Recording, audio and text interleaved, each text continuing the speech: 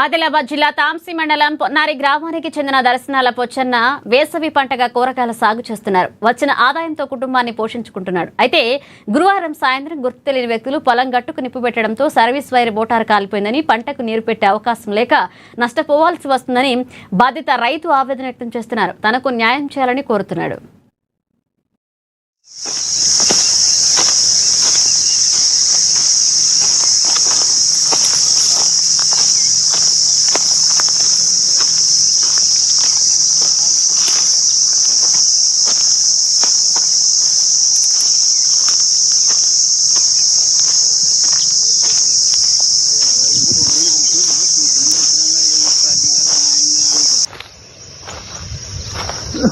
గరీబ్ గాళ్ళము మేము ఏదో బతుకుతాము, మా పిల్లలు బతుకుతారని మేము పంట వేసుకున్నాము.